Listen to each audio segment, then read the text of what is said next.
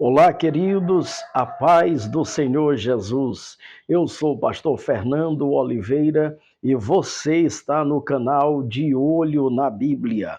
É um grande prazer estar com você nesta oportunidade que Deus nos concede através desse canal. No vídeo de hoje, irei falar sobre a origem da Bíblia e a revelação divina. Mas antes, se você ainda não é inscrito aqui no nosso canal e deseja aprender mais da poderosa e infalível palavra de Deus, se inscreva, deixe o seu like e faça o seu comentário, pois assim você nos ajuda a levar a mais pessoas o maravilhoso conteúdo da palavra de Deus.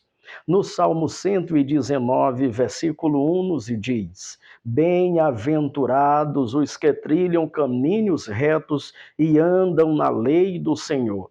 Aqui o salmista inicia esse salmo tão belo, lindo e maravilhoso, e assim nos deixando claro que aquele que anda de acordo com a palavra de Deus é bem-aventurado, ou seja, mais do que feliz. E a autoridade da Bíblia nos dá essa garantia, a garantia da felicidade, se assim andarmos de acordo com o que nela está escrito, porque ela é fundamentada no seu autor, o próprio Deus. Portanto, a Bíblia é a palavra de Deus escrita.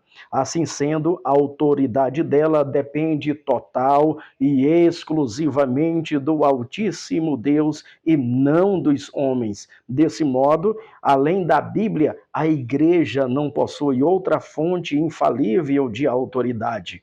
Stanley Horton fala no seu livro Teologia Sistemática, na página 84 e 85, que a Bíblia, ao manter de forma eterna a revelação especial de Deus, ela se torna tanto registro de Deus e dos seus caminhos, quanto a intérprete dela própria.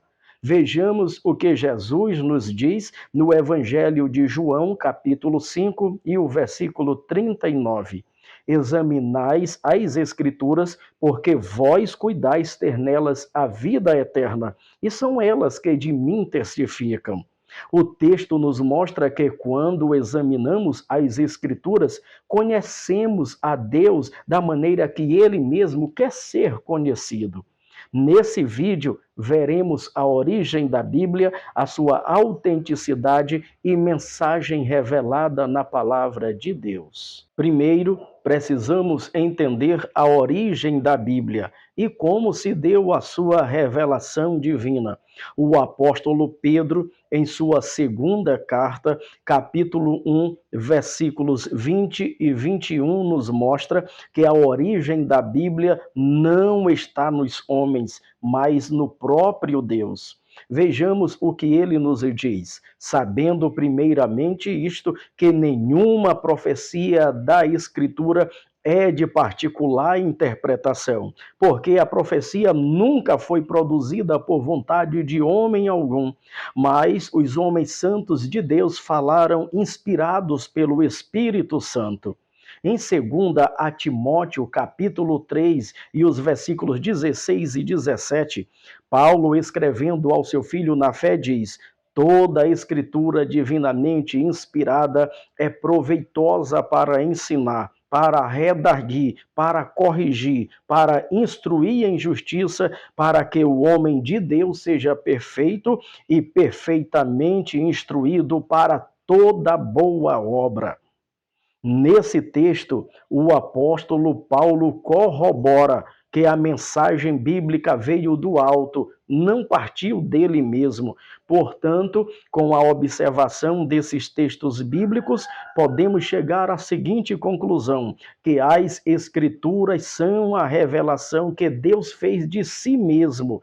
Dessa maneira, por ter a sua origem em Deus, a Bíblia é portadora de autoridade. Por isso, constitui-se em uma única regra de fé e prática para a vida e o caráter do cristão. Em segundo lugar, precisamos entender a revelação bíblica E para nossa melhor compreensão, vamos dividi-la em revelação geral e revelação especial. Chama-se revelação geral aquela em que Deus se fez conhecer em toda parte por meio da história e também do universo e da natureza humana. Na história, Deus se revela pela sua soberania. Vejamos o que diz o profeta Daniel no capítulo 2 e versículos 20 e 22, que nos diz: falou Daniel e disse: seja bendito o nome de Deus para todo o sempre, porque dele é a sabedoria e a força. Ele muda os tempos e as horas, ele remove os reis e estabelece os reis. Ele dá sabedoria aos sábios e ciência aos inteligentes. Ele revela o profundo e o escondido e conhece o que está em trevas, e com ele mora a luz. O texto nos mostra que Deus controla o curso dos acontecimentos e nada acontece fora de sua vontade. No universo, Deus se manifesta pelo seu poder, ou seja, através das coisas criadas, o céu, a terra, o mar e tudo quanto há neles. Vejamos o que nos diz o salmista no Salmo 19, versículos 1 a 3, os quais nos diz: os céus manifestam uma glória de Deus, e o firmamento anuncia a obra das suas mãos. Um dia faz declaração a outro dia, e uma noite mostra sabedoria a outra noite. Sem linguagem, sem fala, ouve-se as suas vozes. Sem dúvida, há uma linguagem na natureza que fala da existência de Deus. E essa é a linguagem da ordem, da beleza, da perfeição e da inteligência. Há algum tempo, um cientista afirmou ao grande evangelista Billy Graham, e ele disse, abre aspas, quando se indaga diante da ordem majestosa do universo e da sua obediência às leis imutáveis, nada podemos fazer a não ser crer que Deus fala através da natureza. Fecha aspas. E, em especial, através da revelação geral, Deus também se manifesta pelo ser humano, criado à imagem e semelhança divina. Vejamos o que nos diz o apóstolo Paulo em Efésios capítulo 4 e o versículo 24. E vos revistais do novo homem, que segundo Deus é criado em verdadeira justiça e santidade.